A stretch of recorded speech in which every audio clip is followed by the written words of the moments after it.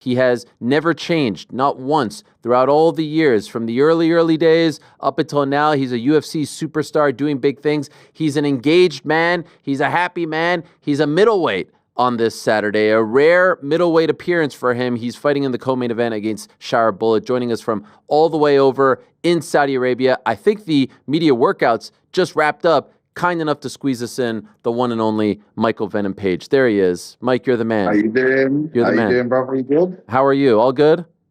Oh man, yeah, because as you say, we just did a workout. It's my first workout, and it was nice. It was enjoyable. So I'm just soaking it all in. How was the atmosphere? How was the reception from the people?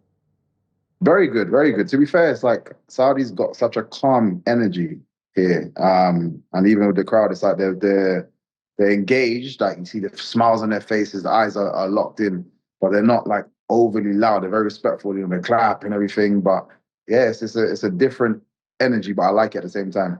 Right before we went on air, I saw a clip, courtesy of the Mac Life, of you doing some sort of like magic thing with your training. What was going on? I wish we had the clip, but I just saw it like a minute ago. What exactly are you doing there? What is this?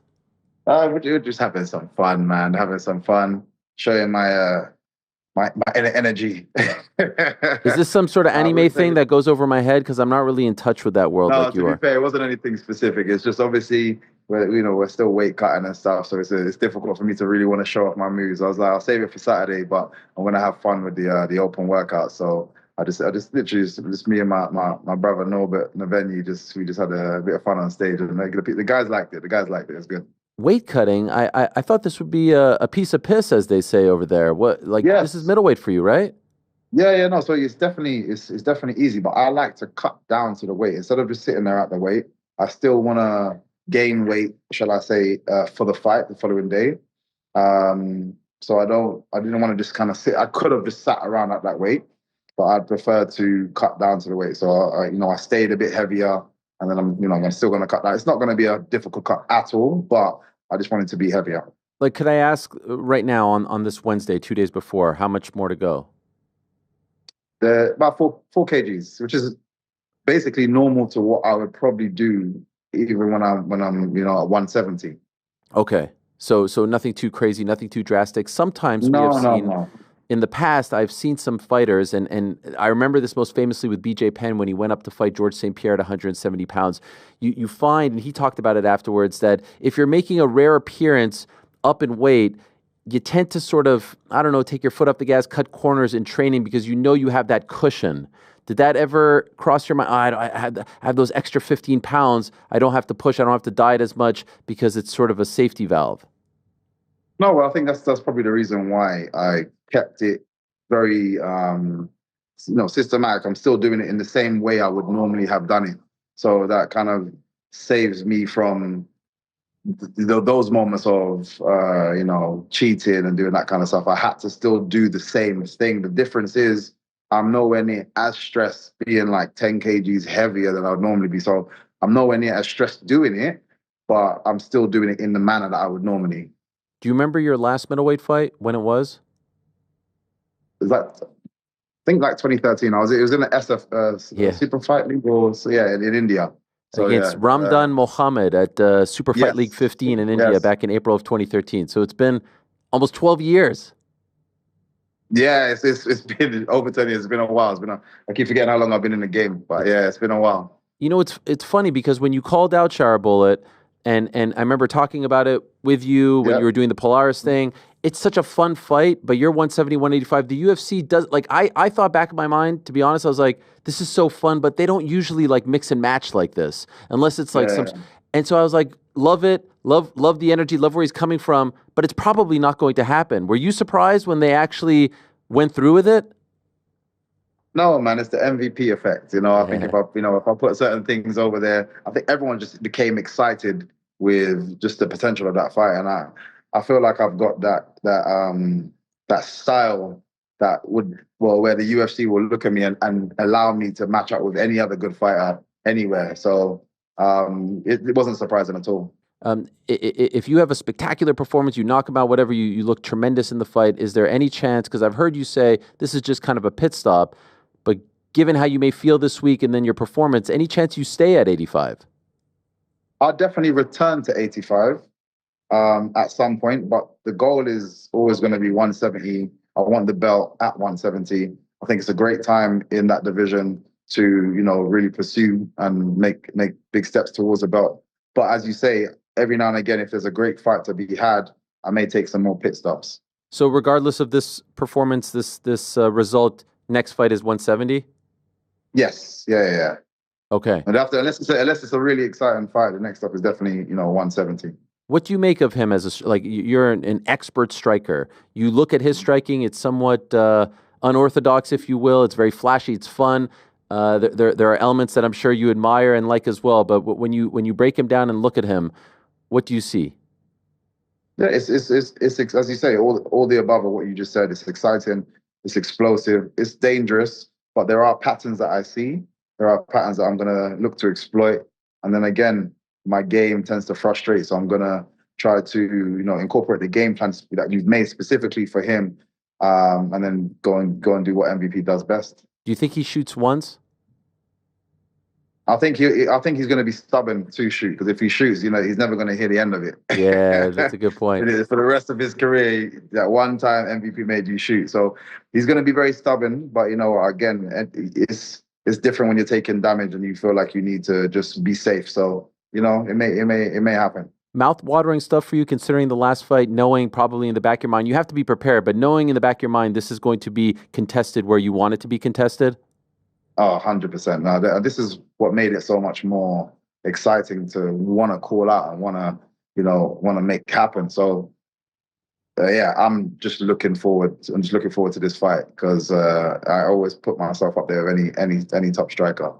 Do have to say, I also just saw a clip before we went live of him palling around, doing takedowns and whatnot with CR7, with Cristiano Ronaldo, who, I mean, that's a big deal. That's a superstar. Who are you? Who's your Ronaldo this week? We can't have you left hanging. Nah, I'm my own Ronaldo, man. We don't. You don't need the rub. People's glory and light. Nah, we create our own spotlight. All right.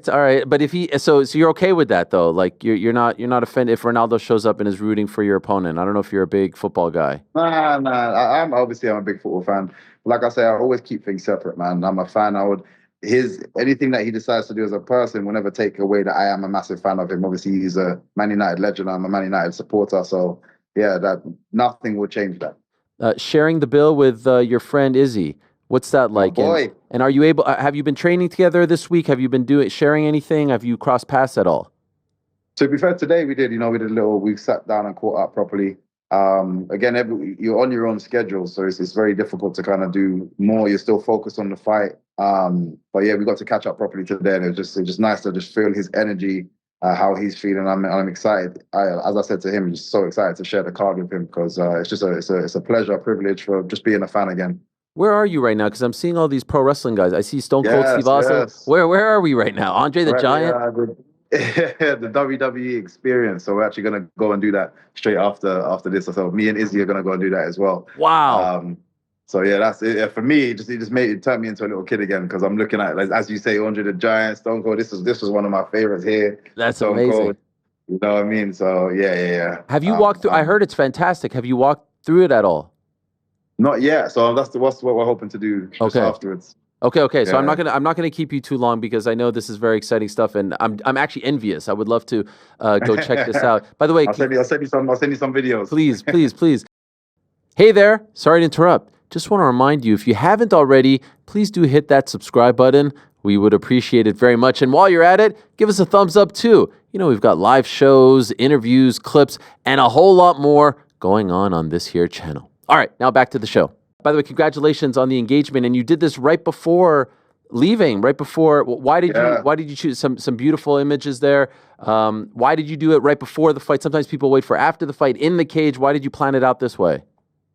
No, just the timing. The timing was just right. I've got a beautiful partner on my side. The timing was just right. It made sense. Even we're both going to Mecca. We wanted to go there married. So obviously, what I haven't actually posted is we had a nikah, which is a Islamic wedding. So literally the 24 hours later, we had an actual wedding.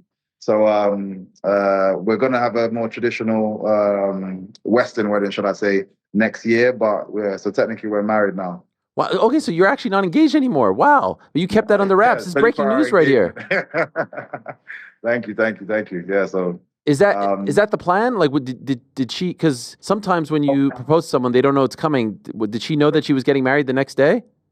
Yeah, so it's very weird when we kind of did things slightly backwards, because this was more to do with our religion than it was to do with just that kind of the conventional. But we made a decision that we're going to do it in the car. She didn't know when I was going to engage to her, so she was happy that I kind of at the buzzer shot, the Steph Curry buzzer shot. I love it. I managed to get the engagement in just before we actually were wedded. And I know you recently converted to Islam and to fight in Saudi Arabia after going through this major life change, if you will, has to all feel it kind of has to feel like everything is aligning for you here in life. It really does. Like, not only that, straight after this fight, we're going to be going to Mecca, which is obviously a big thing in Islam. It's just all aligned, as you say. I just found out it's in Chinese New Year, it's the year of the snake. So, oh my gosh, looking forward to Saturday. That is crazy. Very quickly, Polaris, you did great. You won. Any plans to do that again this year? I'm not sure about this year. It just depends on if I have spaces in between the fight. But I definitely would love to grapple again, 100%. I really enjoyed it, and I'm still, keeping up with the training and the grappling work. So, yeah, I'm just enjoying it. We just saw the last Bellator fight on Saturday, Paul Hughes, Usman Nurmagomedov. Any feelings? Did you feel anything seeing kind of the brand that introduced you to us go away, or is that so far removed at this point there's no kind of connection anymore? No, of course, there's always going to be a connection, because they gave me the platform to be who I am today, and it's part of my legacy. So yeah, but obviously I think all things can, no matter how big they get, can rise and fall. And it's about enjoying the moment and enjoying the memories that you have with, not worried about where they're at the moment. But yeah, I'm always going to be so thankful for what they've done for me, the guys, the team there, and just the kind of connections that the connections and the friendships that I made, with Bellator. So as they said on the post, RIP Bellator, man, it was a great run. It's some exceptional fights. Last one, how do you envision it playing out on Saturday? What's the finish? What are you feeling? What are you sensing? I just want I'm chasing my highlight reel KO. Okay. This fight, it definitely fits to be that highlight reel KO. So that's what I'm chasing, and that's what you're gonna see. And a little y'all must have forgot as well, you're the underdog going into this fight. I don't know if you know that, but I love that. Okay. I love that. I don't mind being an underdog. I don't mind being the favorite. It's all of that doesn't mean anything. The performance is what, everybody remembers. Nobody goes back and is like, oh, he was the underdog for that fight. No one cares. If I knock him out in the fashion I know I can knock him out in, that's all anybody's going to remember. You're the freaking man. Thank you so much, Michael. Really appreciate it. Man. Enjoy your time out there. Enjoy the experience. Congrats on the wedding, and good luck on Saturday. Can't wait for it. Thank you, man. Appreciate you always, man. Take care. Legend. There he is, the great Michael Venom Page. I mean, who's better than him? What a kind guy. He's busy. He just did a workout. He's going through the WWE experience, which I've heard is fantastic over there in Riyadh. I've only been there once to Riyadh. I don't think it was open when I was there. I may be mistaken, but I definitely didn't go. Thanks for watching this video. Before you go, if you haven't already, hit that subscribe button for us. Also, give us a thumbs up, leave a nice comment. These things go a long way. And while you're here, do check out the rest of the channel. We've got live shows and full interviews, clips, and a whole lot more. We're doing big things here, and we appreciate your support very much.